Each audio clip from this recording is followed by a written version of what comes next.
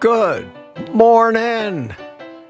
Good morning, coffee fans. How you doing this morning? It's me, Mitch. Who else? And welcome to Morning Coffee. Morning Coffee with Mitch. As usual, my friends, drink it. Drink it if you got it.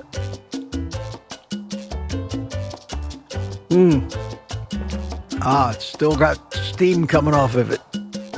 I waited till the last minute to make it this morning so it would stay hot longer. Well, great to see you all. Great to see you all here this morning. Gorgeous morning. Little nippy, but I love it. I love it. Let me make sure I'm live. I am live over on YouTube, and let's check in at Rumble and see if it actually started. Yes, it did. It works. God, I love it when it works. And over in the Rumble chat, we'll say a quick good morning to Mike Seeley in Melbourne here, MS, and some numbers. No Slow is here. Good morning from Raleigh, North Carolina. Rod Weeder's here. Good morning, he says, Mitch and friends. Lori's Carnivore Story. Good morning from continuing snowy Canada. And Mike Seeley from Tampa Bay is over there in the Rumble chat. Great to see you. Great to see you guys. Oh, it's Thursday morning. Wow. I don't know about you, but time accelerates. It just keeps going faster and faster and faster. I think most of us, when we get older, notice that. I think we do. Sad to announce that Ellen today is off letting wannabe student nurse assistants practice on her. Wow. So she's not going to be here this morning, but we do have a private community live stream tonight. Yes, sir, and Ellen will be there.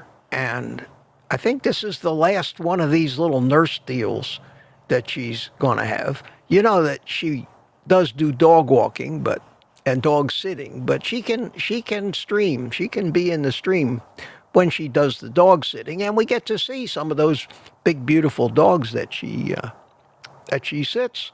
So hopefully we won't have to be without her, and I won't have to be winging it like I'm going to have to do this morning. So tonight, 7 p.m., private community chat, and I'm going to do it from outside. I'm going to leave this set up today. I'm going to do the private community from out here tonight so that I can join in the cigar smoking goodness and not have to feel like I'm being left out because I'm inside in my studio and I don't smoke in my house. One other thing I wanted to say, speaking of cigars, because it seems to be a theme in my life, part of my persona, my personality, and I get occasionally I get a comment from somebody. I imagine that either they're trying to show me how smart they are or they really are concerned for my health. And it's really nice to know that there are some people out there that are so concerned that this one person felt the need to put a comment in there that said, and I could hear the sarcasm, well, what about esophageal issues, lip cancer, and throat cancer?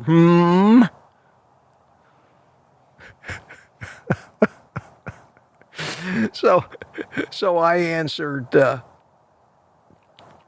propaganda. And just to make it clear, just to clear up a point on that early while we're waiting for more people to come in. We got 75 people here already. Wow, it's great to see you. I don't worry about cancer at all anymore. Not since recently there's been overwhelming evidence, not that the general public ever hears about it, that cancer is a metabolic disorder. And I even think that so many of those cigarette smokers that actually died from cancer didn't die from the cancer. They died from the fact that their diet promoted cancer because of the tremendous amount of sugar they were eating. And maybe they wouldn't have died had they just continued smoking and fixed their diet. It's ironic if that happens to be the truth. But somebody else came to my rescue this morning. I noticed it. I normally don't take those things very seriously. You know, I make my decisions. It's me. If something bad happens, I pay the price. That's why I do the research. Somebody came to my defense and said, well, George Burns lived to be 100 and he died of old age. Yes, and my grandfather, who smoked 5 cigars every day of his life, lived to 102 years old and died of old age. His diet, however, his entire life, was very low in carbohydrates. He ate like most of my older relatives, past couple generations ate. They ate meat.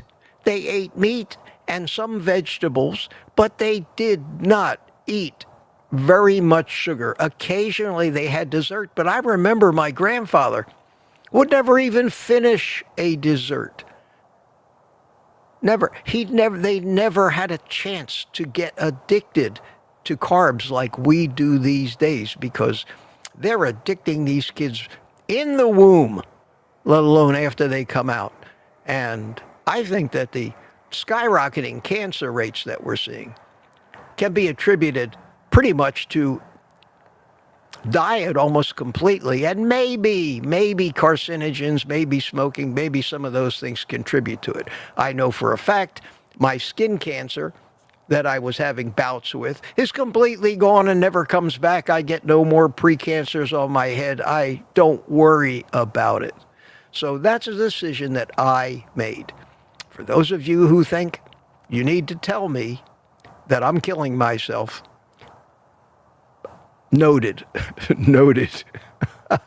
And speaking of comments, I got this one this morning, and I do get nice comments. In fact, I get a lot more nice comments than I get those kind of "I'm smarter than you and I know more than you" comments, or "you need to do this and you should do that and shame on you for the other thing." And you know, I get a few of them, but here's a comment that I absolutely agree with, and it's from I'm not even going to say who it's from. You can find it. It's in it was a comment on one of my videos. Which video was it? Can't tell. The thumbnail is way too small in this. It says, Mitch, in capital letters, is the perfect guy to follow. And be reassured you are on the right path to a great lifestyle. I figured most of this out and then found this channel in the process. I agree and will attest that I no longer feel famished ever, and I eat only 2 times a day and no snacks. See, I like those kind of comments. Let me encourage all of you to write more and more of those kind of comments, because I want to keep doing this. I don't make a lot of money doing this. I don't get enough views on YouTube on my little channel because of the fact that I'm different than most other people. I try not to sell out to the advertisers. I don't run mid-roll ads. I don't do all the things that YouTube tells me I need to do. I don't take sponsors. I rely on your support mostly, and that comes in the form of using my Amazon links or buying me a coffee, and I'm never going to make a lot of money at this. So in lieu of money, compliments too. Compliments motivate me to keep doing this, and keep running these Carboholic Anonymous meetings every morning for those of us that just can't seem. Well, some of us have done it, but most of us that are here for the sense of community, for some support, to hear people tell their stories, and even stories about their weaknesses. And no matter how long you've been on carnivore, or how much weight you've lost, some of those cravings just refuse to go away. And I noticed a comment in the chat this morning from Peter. Good morning, Peter. And it's brave of you, I think. And I admire the fact that you talk about your pitfalls, and especially with chocolate. And Peter mentioned, I don't have the chat in front of me, I'll get to it later, that a couple days ago he gave in to the chocolate cravings, and now he's paying the price for it. So you can't deviate. You can't deviate. Every time you give into that craving, you have reawakened it. I know it's tough. Initially it was tough for me too, but eventually it did go away. And I know that I was every bit as much a carbohydrate addict as Peter. But where have you heard this before, guys? When you feel that you're the first inkling of the fact that you're going to dive into the chocolate, have the food cooked, and if you don't think you can lick it, have that food with you everywhere you go in a baggie, some hamburger patties, bacon, hard-boiled, whatever it takes to make sure that as soon as you think you're going to head for that chocolate, that you start eating those hard-boiled eggs and bacon and hamburger patties until you feel satiety. And if that means you carry 2 pounds of food with you everywhere you go, that's what you got to do. Excuse me.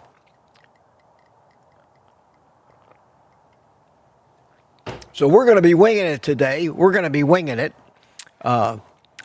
going to have to do everything here today. And one of the things I want to do is I'm going to have to promote myself and be a little shameless in this effort today. And I'm going to have to put in to the chat things like my Buy Me a Coffee link. There it comes. And I would appreciate that so much. And I'll try to keep track and say thank you to anybody that does. If you have a question for me, and I'm going to be looking for them, and I'm going to probably have to race through the chat today trying to find all of them. Put a QQQ in front of the question. And I think that's about everything. If you feel like you got to have one of these, which a lot of people are getting, there's a link in the description of the show notes for it, and it's the same link where my t-shirts are. So it's fun. I got to tell you, I love this cup. All right, sun in my eyes here. Wow, it's bright this morning. I'm going to try to go over the chat, and I'm going to run through it. If I miss anybody, if I don't say hello, if I miss a question, I'm doing the best I can. And hopefully we'll get through it. 109 people here, 8 people left over in Rumble. I don't think Rumble's doing too well for me, to tell you the truth. I don't think I have there's much of an audience for me yet, or anybody in our space on Rumble. It's mostly political and cat videos, in pet videos. That seems to be the predominant thing on Rumble. But we're going to keep doing it. We're going to keep doing it. Anyway, first one in this morning was Peter. Good morning, Peter. And Stickman's Garage says that he tried to say hi hours ago. Well, I didn't actually create the stream until this morning. And sometimes I usually create it the night before. But it'll always be there in the morning. Don't panic. Don't panic. Couch Potato, how you doing? Good morning, Lady June. Good to see you.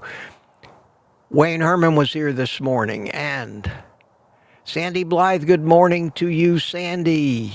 Cliff Medina, hiya, Cliff. Marla. Oh, God, I almost did it. Marla Kelly, how you doing, Marla? Good to see you. And here we have Mike Seeley, Senior, Charger, Mopar, Rick. If I duplicate these, it's because I see the green. I have a hard time reading it in this chat, but sometimes I have to click on it just to read it. Furl Grandma's here. How you doing? Good to see you. Tuka Turmir from Finland. Good afternoon, he says. Yeah, this is a great time for you over there. And Tuka again. Richard Williams. Good to see you, my friend. Let me try making my computer screen just a little brighter here and see if that helps. Hang on one second. Wow, that sun is right in my eyes. All right, let's see if that helps. And we have some people just keep filling up the chat, one thing after another. It makes it, when I'm by myself, it makes it more difficult for me to go through. I mean, I like the fact that you're chatting and all, but it might slow me down a little bit. Glenn Ish, good morning. Jeff Streslak is here. Smoothie 42, good morning to you. Joseph Stevens, how you doing? Good to see you. Good to see you. And Tuka and Peter are just chatting up a storm here this morning. Pamela Suarez, how you doing? How you doing? Wow. Peter, Tuka, Peter, Tuka, Peter. Jeff Streslak, how you doing, Jeff? Good to see you. Peter. Here we go. Satya, how you doing, Satya? Good to see you. And Tuka again. And Patty Molden, how you doing? And Peter again. And Satya, good morning, Satya. How you doing? And another Tuka. Joseph Stevens, hiya. How you doing, Joseph? Good to see you. And another Peter. And B. Matt. Good morning, Matt. Good to see you. And another Peter. And here's the one where Peter says, that chocolate bar incident messed me up. I guess I'm still recovering from that. It just shows how hard this is to do, even for a 22-month carnivore who has lost 101 pounds. It ain't easy. It will get easy, Peter. It will get easy if you can finally stop giving in to that craving and manage to do it for a while. And I'm telling you, and I keep telling everybody, the only way after a lifetime of going through what you're going through right now, the only way I was ever able to do it was to just stuff myself with meat and learn to recognize the first twinges and twinklings of an urge or a thought that when chocolate comes into your mind, within milliseconds start stuffing meat in your face. It works. That's why I'm so adamant about it. Nothing else works. All of the addiction management techniques that I've studied, all of the bridges and all of the diversions and all of the drink a cup of coffee, drink a glass of water when you get a craving. Nothing in my life has ever worked for me until I figured out that I need to feed that craving immediately. It won't go away unless you feed it, and I could trick it by feeding it vast quantities of meat and fat until the leptin started flowing, the satiety kicked in, and the craving went away. And after months of that, if necessary, your subconscious mind will finally accept the fact that chocolate doesn't exist anymore. But if you take one bite of chocolate, your subconscious goes, yes, yes, it's still there. There's still chocolate. And the cravings start happening again. And there's nothing you can consciously do to change the way that you're reacting to that substance that you're addicted to. And that's not only true for a carbohydrate addiction, it's true for alcohol, which is why an alcoholic can't have a sip. Unfortunately, the one thing that we have that I finally discovered for myself, the one thing that we have that the alcoholics and the drug users don't have is we have an alternative substance to feed that addiction with, to fool it and put it to sleep forever. And that is, we can eat meat. There's very little other drugs that a drug user can take. Oh, we've tried. We've come up with methadone and other things that supposedly are trying to trick the body into thinking that that craving has been satisfied, but they never really do the trick, which is why the recidivism in almost all addictions is usually astronomical. That's my point. That's my reason for existing here on YouTube, is to make that point, and I'm going to keep making it. Anyway, Mama Bear, good morning. Good morning, Mitch and company. How you doing? And I'm still up to pre-8:30. Meatitudes is here. Good morning. From Havre de Grace, Maryland. And I chimed in right before the show to say hello to everybody. And let me skip down all these chats here. I said hi to you, said hi to you. Hey, Kitchen Witch is here. Good morning. How you doing? Homesick today. Sorry to hear that. Hope you feel better.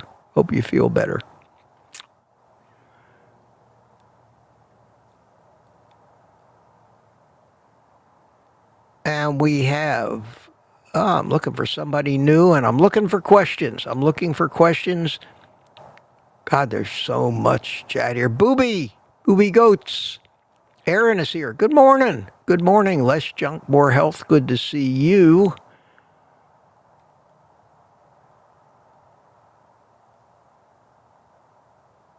Danny in Boston. How you doing, Danny? Good morning, everyone, she says. And Brenda McIntyre, good morning from Chicago. How you doing? How are the Bears this morning? Good to see you, Brenda. Do you talk like that?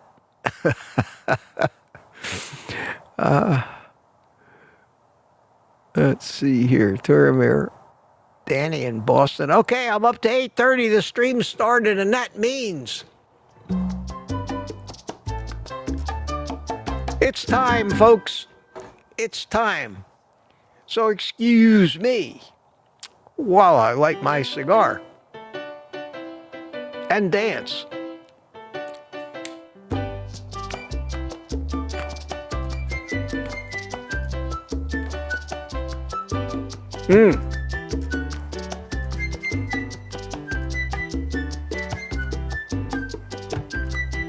Yes.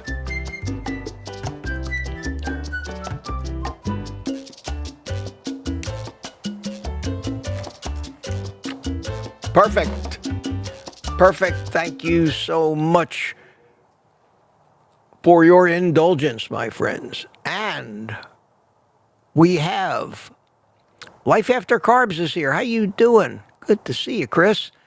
Edward Renner chimed in. Now, the stream was live. Some new people are coming in. Michael Vandermeer. It's 5:30 in the morning in California. Good morning. Well, good morning to you. Good morning to you. Nice to see some of you are awake out there in California. And I'm not the only one that gets up at 4:30, 5 o'clock every morning. Captain America, Steve Rogers, good to see you. And excuse me, I know this is not a pleasant thing to watch, but it is cold out here, and cold weather makes my nose run. I am human after all. There we go. So we have to put up with that. Good morning, Steve. How you doing? How you doing, Steve? And there's... Oh, my God. And I think I said hi to Lori over there in Rumble, but I will say hi to you today here in this chat. And we're getting down. Here's one. Matt James says, hi, Mitch. Hi, Matt. How you doing?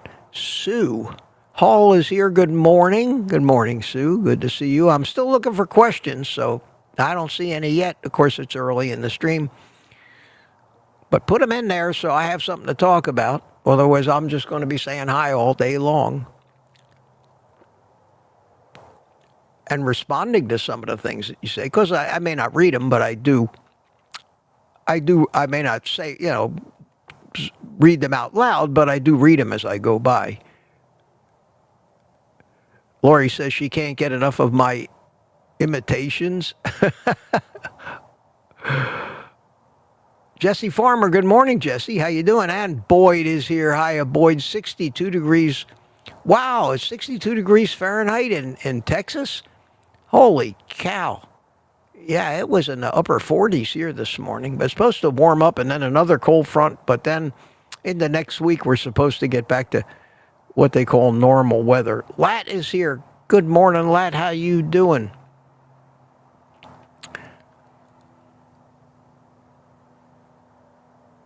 I'm looking for some. Yay, Tosca Patriots here. How you doing? Good morning and good morning, good morning.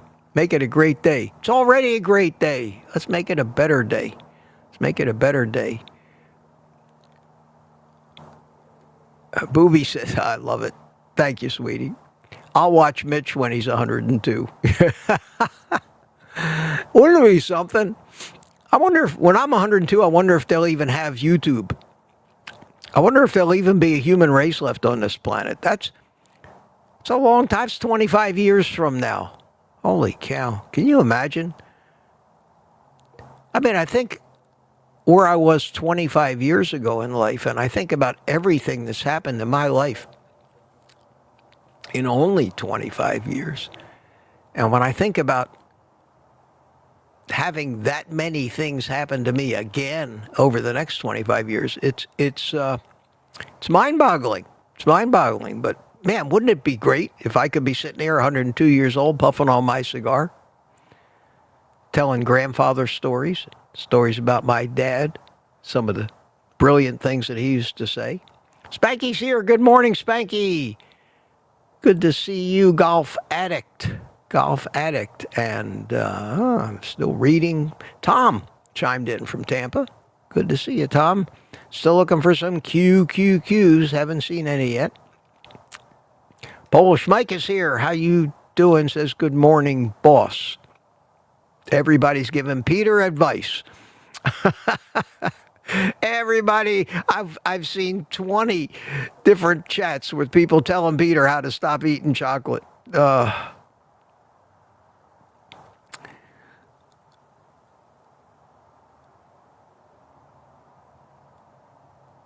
I'm looking for somebody new. Who's this here? This is Moo-licious Meat Anonymous Daily Meeting. Helps so much.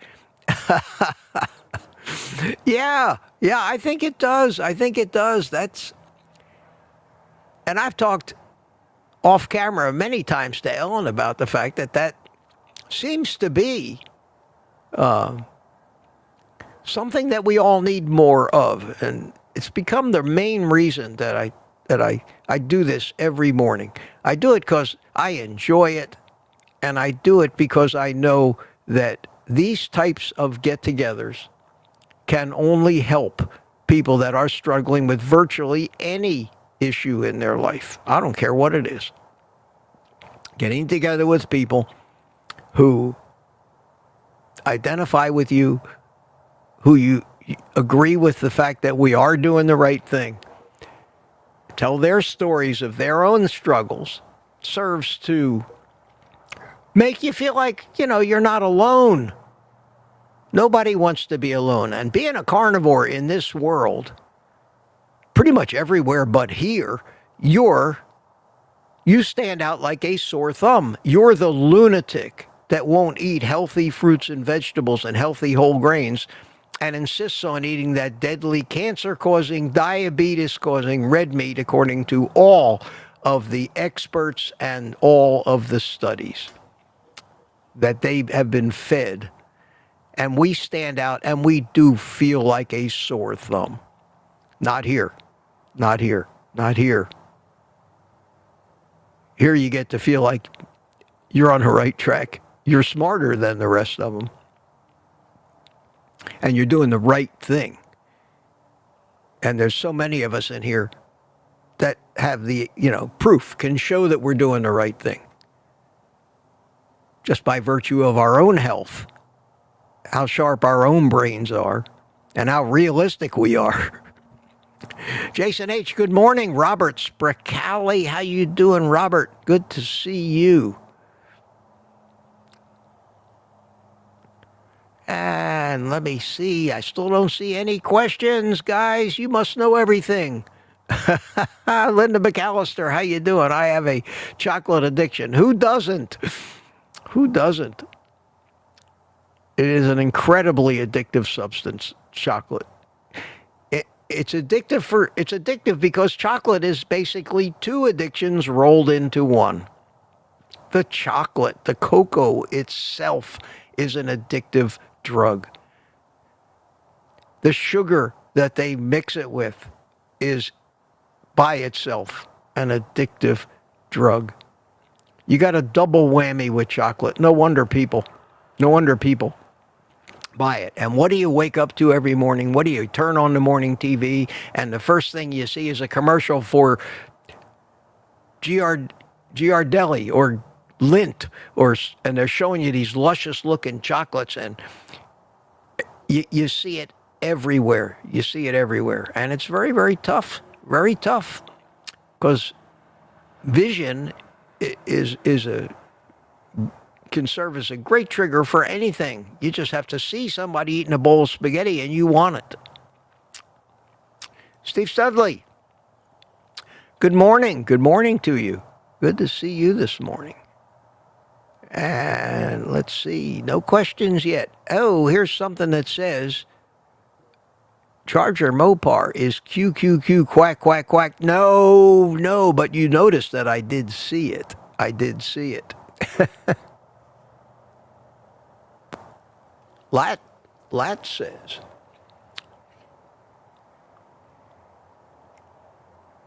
this is still lukewarm. Let me drink some of it before it gets ice cold.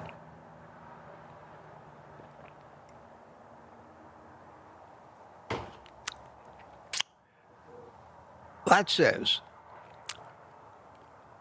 Linda, my friend, has been trying keto carnivore for 4 months. She admitted getting an advent calendar as a treat and discovered she no longer liked chocolate. Massive. Wow.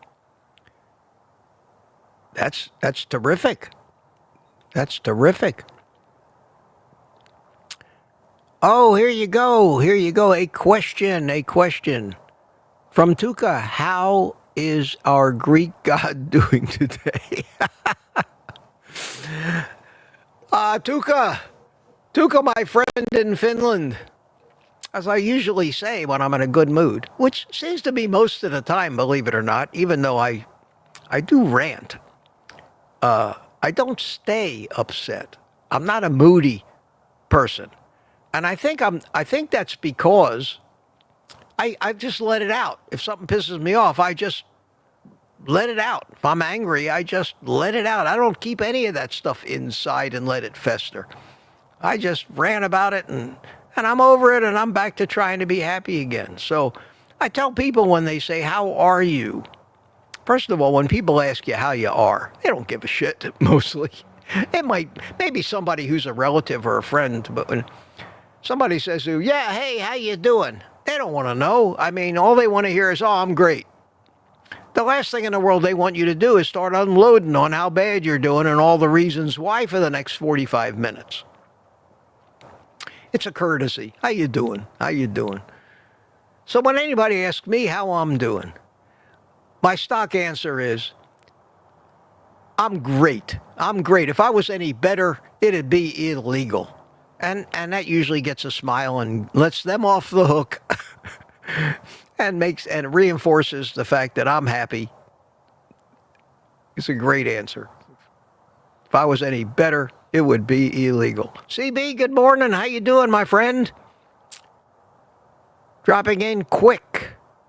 Hope to be able to say getting familiar with my new position. Good for you. Yeah, we're going to hear all about that tonight, man. Going to hear about it tonight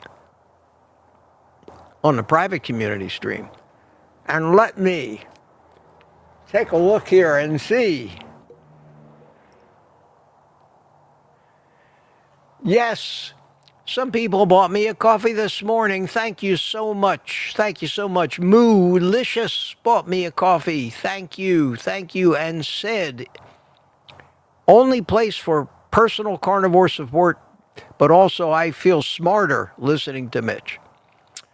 Keep it coming. I love that. That makes me very happy. And DJ Scrub bought a cup of coffee for me. I like taking you out for coffee, Mitch. Please plan another meetup in Tampa soon. Dan, yeah, Dan, that's great. Dan from Tarpon Springs. We're going to do that after the first of the year. We're going to start having some meetups again, but thank you so much for the coffee, and thank you for reminding me, and I'm going to, again, do a shameless... Where is it? Where is it? Uh-oh, hold on a second here. Let me try to do this again and post that link in there in case anybody else feels the burning desire to compliment me even more. Thank you. Oh, man. Oh, man. Maybe if I drug out my guitar and sat here and played, put out a coffee cup. Oh, that's great. Charger Mobile, thanks, Ricky. Says he hopes my trailer park doesn't end up like yours. Well, I'll tell you what. No, this is a cut above of the normal trailer park. I call it a trailer park, but it's a retirement community, and it really is beautiful. It really is very nice. We still have some trailer trash in here, unfortunately, but that goes with the territory, I suppose. Peter's giving advice.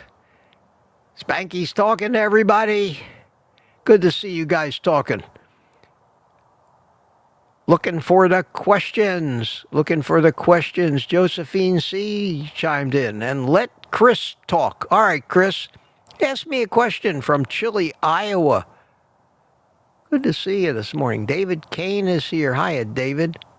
How you doing? How you doing? And Boyd is admonishing Peter. You tell him, Boyd. Peter, again with the chocolate bar? Or was Mitch just relating your story from your incident a while ago? No, Boyd. What we have here, my friends, is a repeat offender. We have a repeat offender, unfortunately, with at least the courage to admit it, because that's very helpful to everybody else. It lets you know, just most importantly, Boyd and Peter, it lets you know just and reinforces just what a problem these addictions are. It is the problem that nobody talks about. They casually mention it in passing. Even channels that bill themselves as the carb addiction doc.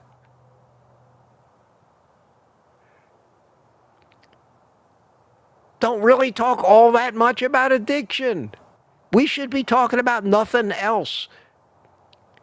How to do it, what foods to eat, some recipes, some intermittent fasting talk, the mechanics of executing carnivore.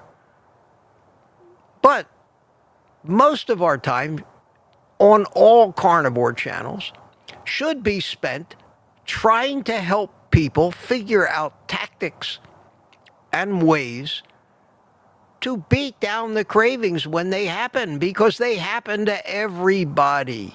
Because if you are not a carb addict and you don't have those predilections, odds are you're healthy, thin, and have no need to diet. By virtue of the fact that just about everyone in this country is obsessed with weight loss, and their time is spent taking care of all of their medical conditions and doctor's visits, that is evidence that they are addicted to carbohydrates with the help of the food companies and their scientists and their marketing people and all of the media people that are supported by their money and the medical schools and the entire system that is enabled to exist by the fact that we cannot stop eating their poisonous crap. That is, in one sentence, the problem. And for those fortunate few that do not have that addiction for some reason, it's not genetic, it didn't come in their epigenetics, they somehow avoided getting it, they don't have an addictive personality. There's maybe 10-15% of people in this country that are not addicted to carbs, who will tell you and look you in the face from their thin, athletic bodies and tell you, I don't know why you can't just stop eating that stuff. I don't like it. And you want to say, and pardon my French, you want to tell them, why don't you just go fuck yourself? You can't understand what an addict goes through if you're not addicted. And I know that firsthand, because I don't drink. I never drank. I don't like alcohol. It does nothing but make me feel bad. I am the furthest thing from an alcoholic on the planet Earth. Because of my carb addiction, I understand what alcoholics and drug users go through in fighting an addiction, because I have an addiction that took me a lifetime to conquer.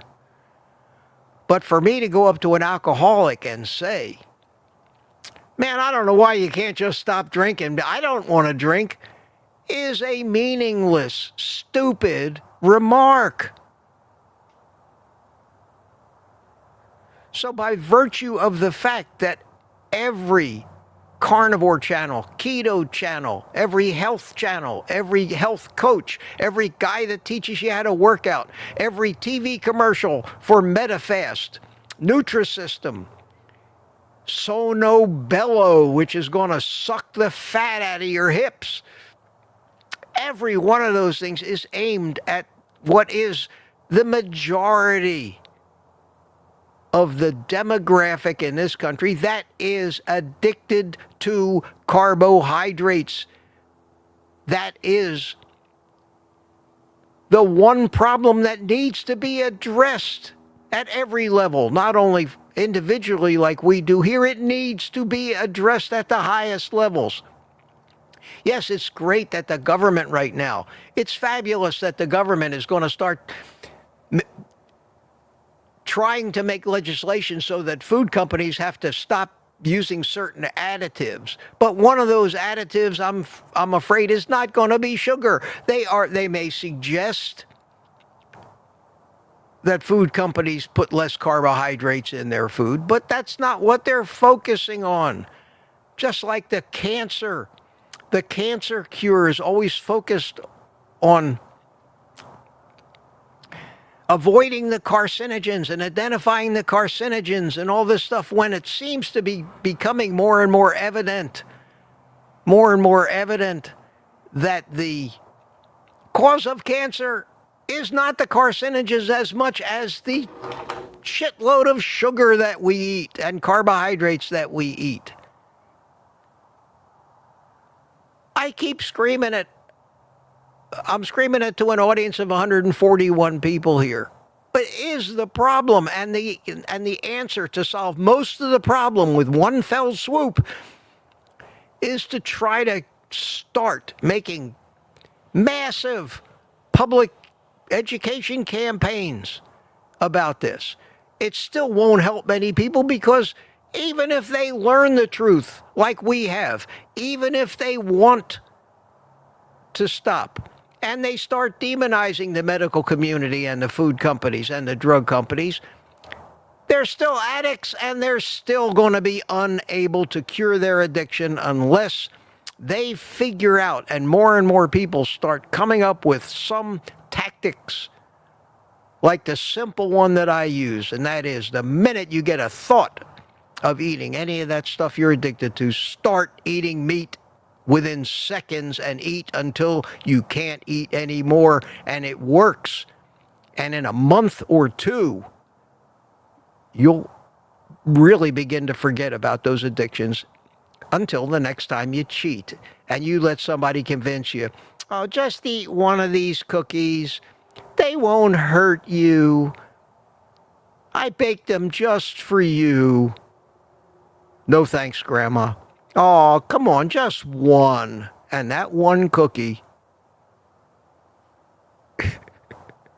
will start you down that same path again, which is why I have made a commitment to myself that for the rest of my natural life, which may not be as long as some of the younger ones of you, for the rest of my natural life, I will never put a sweet-tasting piece of fruit in my mouth. I will never consciously eat anything that I know has a carbohydrate other than the trace stuff that comes in the meat and eggs and stuff that I normally eat. And if I go out to a barbecue joint once and they happen to have a little rub on it, I'll eat that too.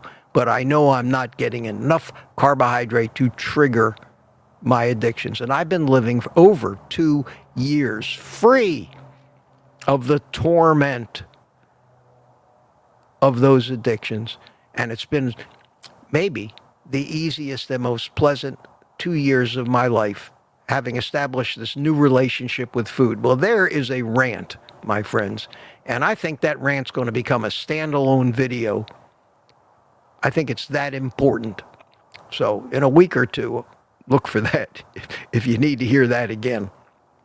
And I'll keep coming on here every morning and hammering that point home, not just for those of you that have been here before, but for so many new people that come in. So many new people come in. Let me go back and look for questions because I'm sure I missed some. Aunt B, how you doing? Rob M, good to see you. And Deborah Sheffield. Wow, it's already 20 after my cigar went out. Excuse me.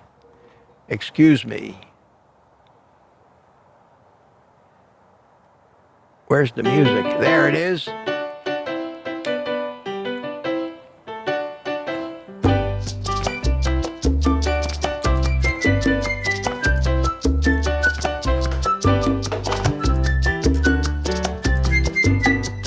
Okay. So you guys think I'm passionate about that? Do you think I actually believe what I just said? You better believe it. All righty, who we got here? Dan says, Mitch, your videos are even more important to me than the coffee. Thanks, Mitch. Dan from Tarpon Springs. Dan, you're very welcome, and thank you for the coffee. And let me, now you mentioned it, yes, thank you so much, Kevin Deckard. Kevin Deckard bought me a coffee. I appreciate that. Thanks, Mitch. These meetings do help. Yes, I'm glad to see. I'm glad to see that we're considering these basically Carboholic Anonymous meetings. Pamela Suarez bought me a coffee. I love your AA meetings here. It really helps a lot. Thank you.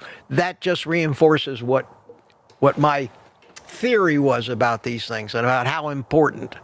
And I stole that from AA, the fact that those meetings are the only hope that most alcoholics have to cure their addiction in a world where that alcohol is everywhere and has become such an integral part of everybody's everyday existence and habits and patterns.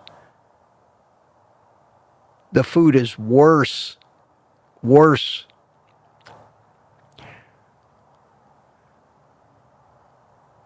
Dave Loderhost, good morning. 10 degrees from Wisconsin. Better you than me, my friend. And I know that may sound a little selfish, but Ribeye Susie's here. How you doing, Ribeye Susie? And I am so far behind in the chat. Holy cow, I am 1.5 hours, so I am going to have to, I see somebody said hi to Marcia, Chessie's Adventures. Good to see you. I missed that. Yes, here's another way to say it. Punish those craving calls with meat. Yes, drive them down. Drive them down with meat.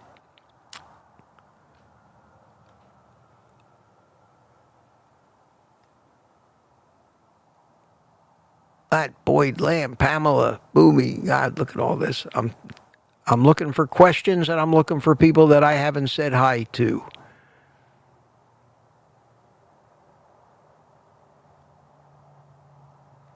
Here's somebody I haven't said hi to. Dougie Z. How do you know how much to eat each day? Okay, put a Q. You know, you're new here. I haven't seen you before, and I don't normally recognize these questions. Ellen would have caught that, but she's not here today. Put a QQ, capital QQQ, in front of it. And that's a question I've answered many times. I've got standalone videos about the subject. It is one of the basics of carnivore. And the answer is so simple, and it sounds like it's a cop-out to really answering the question. How do you know how much to eat each day? Well, the answer is you just know. How does your dog know how much to eat each day? How does the bird up in the sky know how much? How does every animal on the planet just know and eat the right amount of food every day? They must, or else they would go extinct. How come none of them are fat in their natural habitat? How come the animals only get fat when humans start feeding them and deciding what's healthy for them and not? So human beings are the only animal roaming the planet Earth that has no idea how much to eat every day, because we think we're smarter than that. Not only how much to eat, but what to eat. The answer is, until you learn to recognize your own instincts and your natural urges that haven't been totally co-opted by all of the addictions and artificial substances that were never natural food. You can't know how much to. You can try to calculate it, but you'll never get it right. You'll never get it right.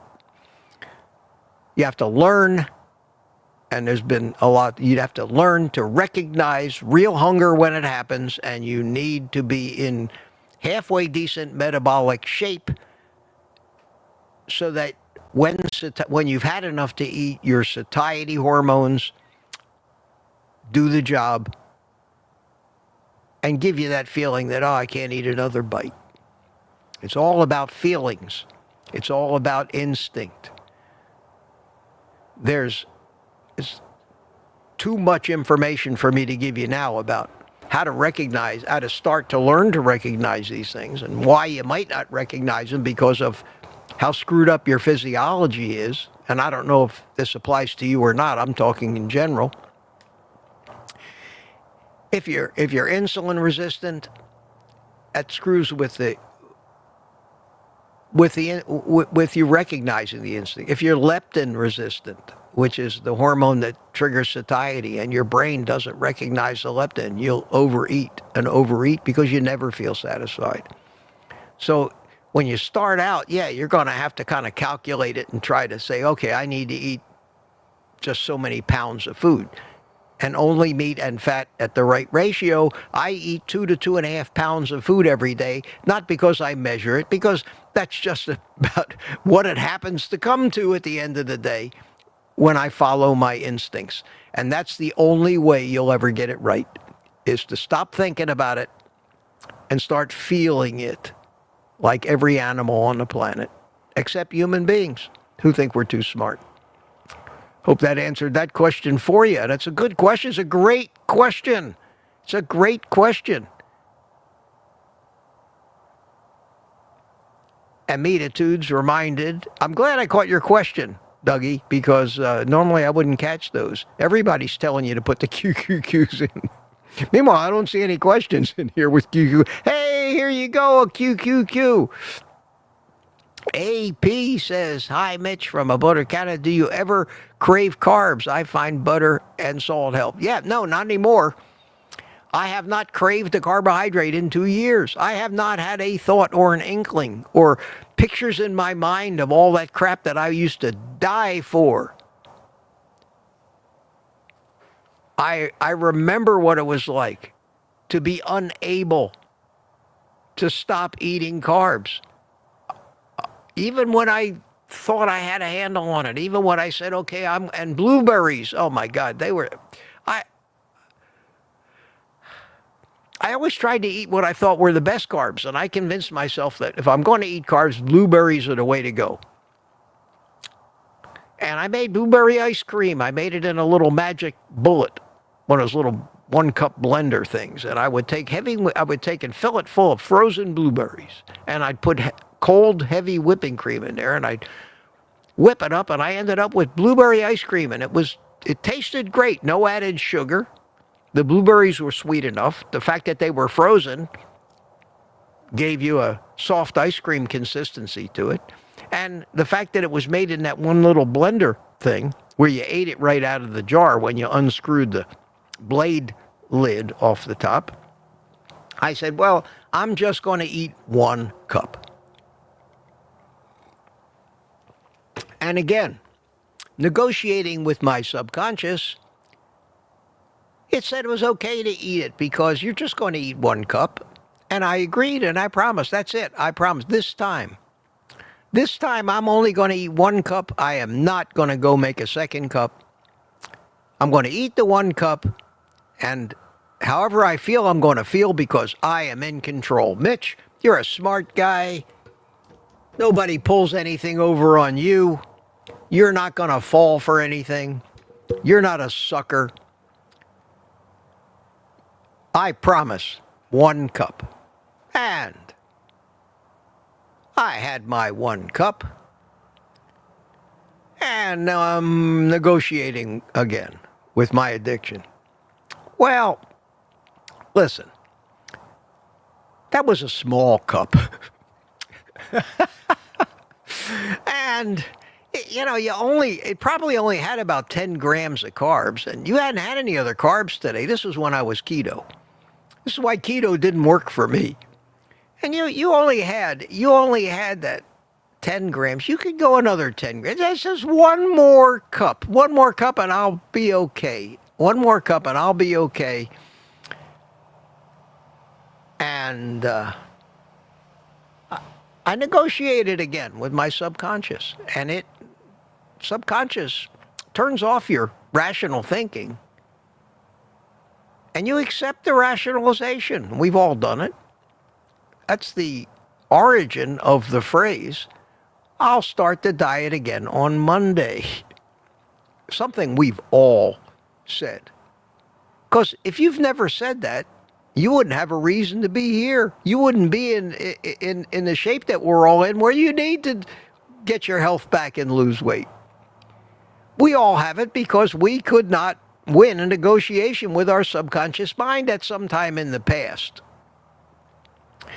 So I went and made myself another cup. Now I'm saying to myself, well,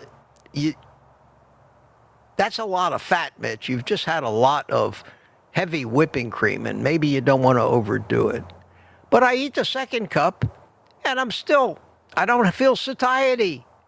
Even with all the fat that was in it, I did not feel any satiety yet. My subconscious was now thinking of that 3-pound bag of frozen blueberries in the freezer, and unconsciously, every single time, I would, before the end of the evening, eat the entire 3 pounds of blueberries. And then, when I finally had enough, and sometimes I even thought about going back to the store if I ate them all. And there's always an all-night drugstore open where you can get more sugar. You can get ice cream. Maybe not frozen blueberries, but you can get something. Because those things do not ever trigger satiety.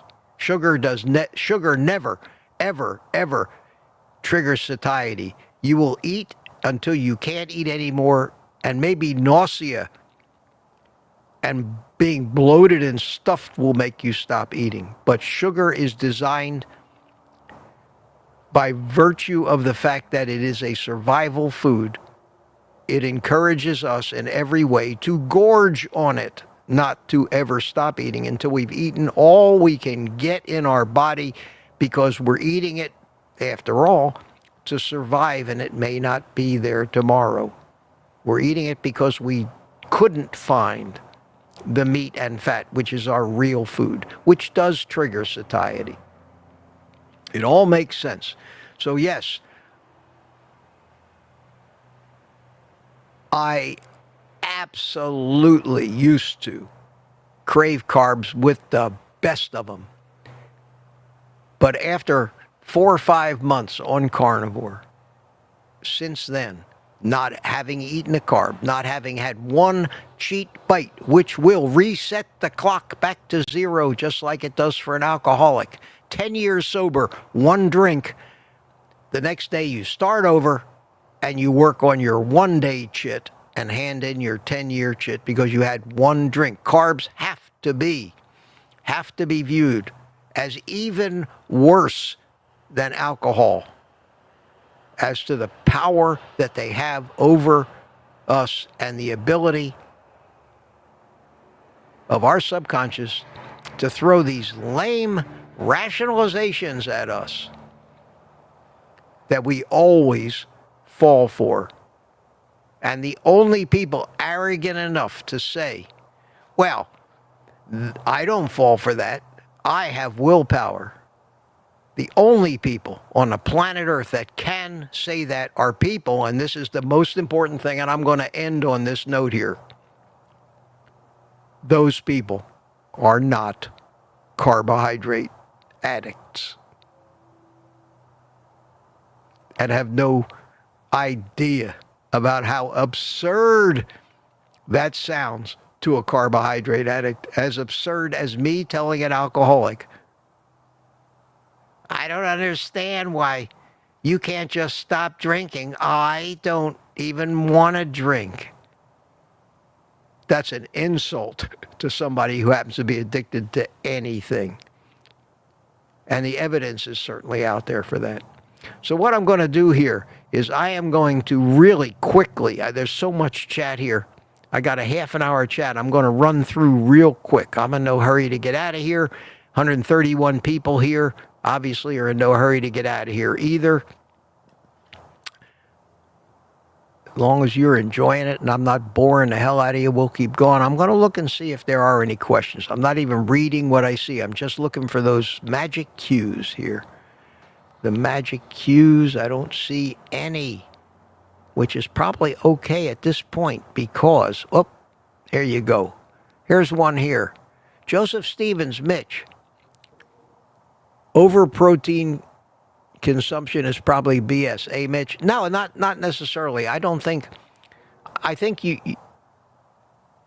the only problem you don't want to eat a huge, way too much protein is that your body will use it and make sugar out of it. I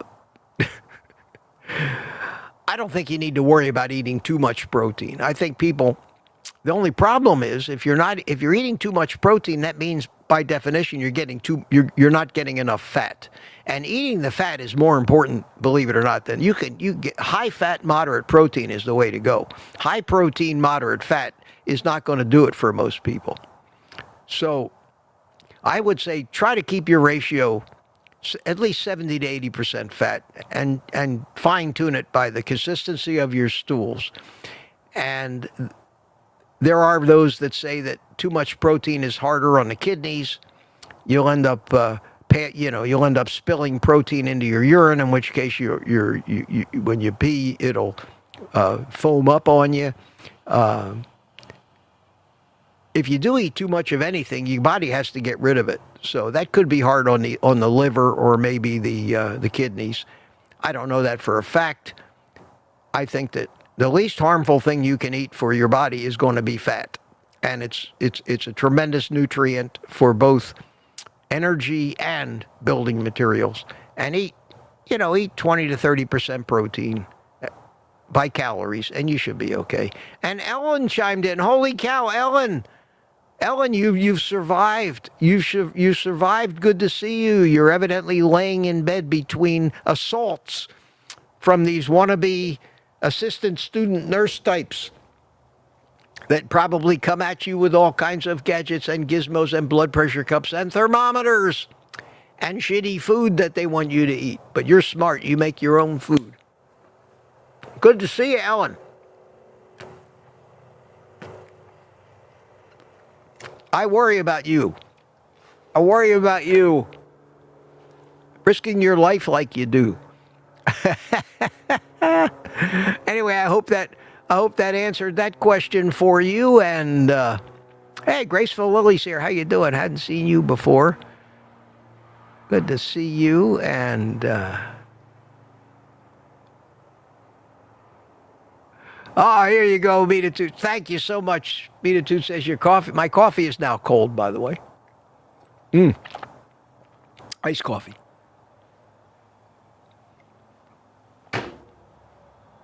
Ugh, wow. Gonna get that down. She says your coffee may be lukewarm, but you are not. Thank you. Thank you. Thank you so much. And let me see. Okay, I think I've thanked everybody. Speaking of coffee, who bought me coffee today? I appreciate that. Don't forget my Amazon links, guys. You could help me a little bit if you want to buy any of my gadgets or anything over at OldGuyCarnivore.com on my website. Links to stuff I use page. If you feel like shopping on Amazon, even if you're not buying my stuff, going through my link helps me out. Doesn't cost anybody a penny, except Jeff Bezos has to give me a tiny little bit of his next $1 billion.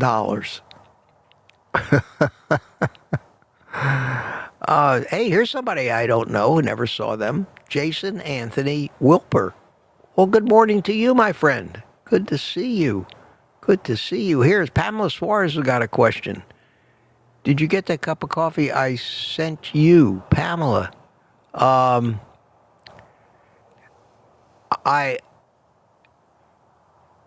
don't think so. I don't know how you sent it. Would you do this for me? Send me an email, oldguycarnivore@gmail.com, and tell me about what you did so I can look to make sure that however you did it, that I got it. And if I didn't get it, we need to find out why. So send me an email on that one. I appreciate that. Terry Sue says, a whole 8 weeks online obviously taught that vegan is healthier. Yeah, Yeah, that's what we're taught. And here's the unpronounceable Ala Kran Konyaki. Good morning. Good morning. And wow. Wow, that's challenging. That's challenging. Interesting name. Okay, we're up to 9:23. I would like to say I'm catching up. Scotter is here. How you doing, Scotter? Looking for questions. Delta 9. This could go on all day, I think. Good to see you, Delta 9s. And Rob M has a question. Well, why not? Why are you tempting me with the blueberry treat? I mix a few with some. Yeah, if you can mix a few and it doesn't cause you to keep going back, more power to you. Then you're basically on a ketovore diet. And that's fine. It doesn't matter what you call your diet as long as you can stick to it and you're not torturing yourself trying to not eat things you really want to. The trick is to get your physiology to the point where it doesn't want that stuff anymore. That's the only solution. The only final solution to a lifetime of sustaining health and weight loss. Anytime you have to do anything that you find unpleasant or makes you unhappy, you're never going to sustain it for life. Human beings just don't. That thing has to go away. Has to go away.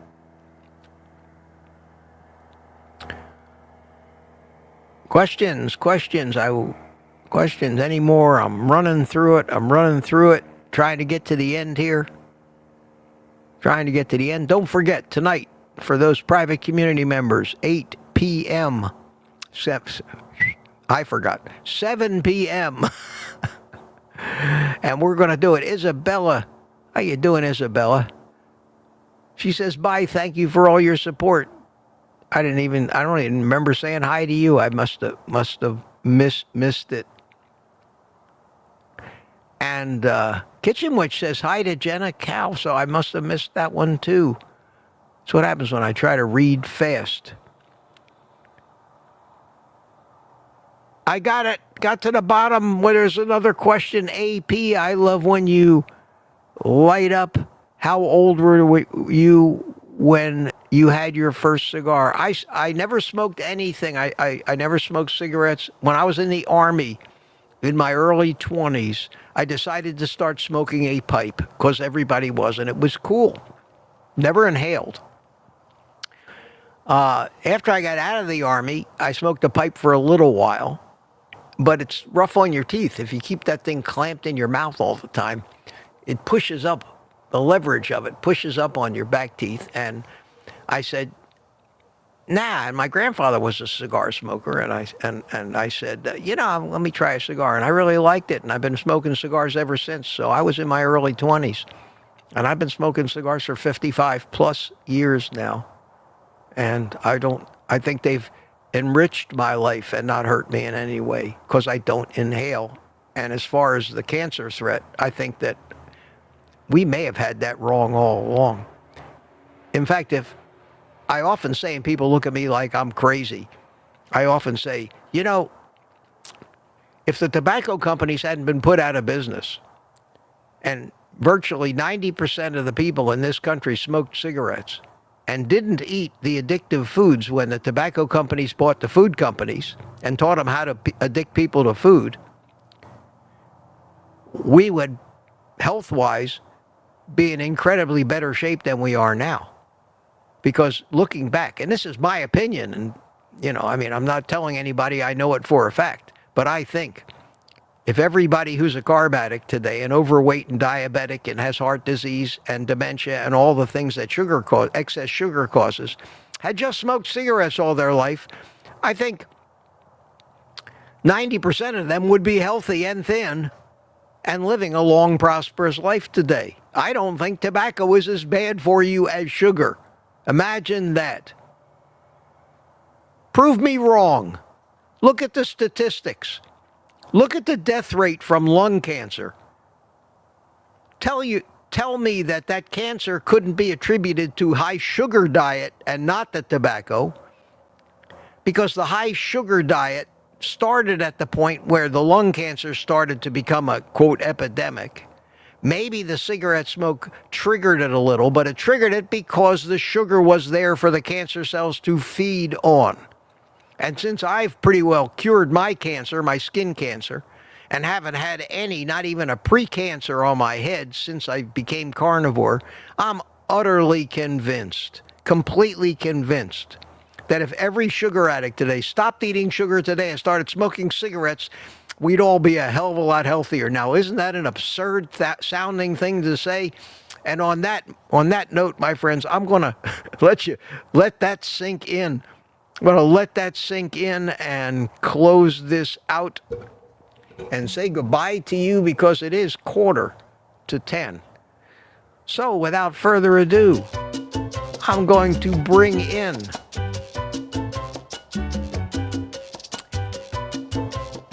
there we go. I'm going to bring in my exit music and thank everybody for coming. I made it all the way down to the bottom of the chat, and you guys are still chatting. Good for you. Thanks for coming, everybody. I had a ball this morning. I had a great time. I see Dixie Scott chimed in and said goodbye all, and Rick Charger Mopar, thanks for coming, my friends. See you tonight. See you all tonight. And until then, my friends, I'll absolutely see you tomorrow morning, and Ellen will be here, as far as I know, unless they talk her into playing practice dummy for the wannabe student assistant nurses. We will see you tomorrow morning, and I'll see you tonight. So until then, take the rest of the day off and eat meat.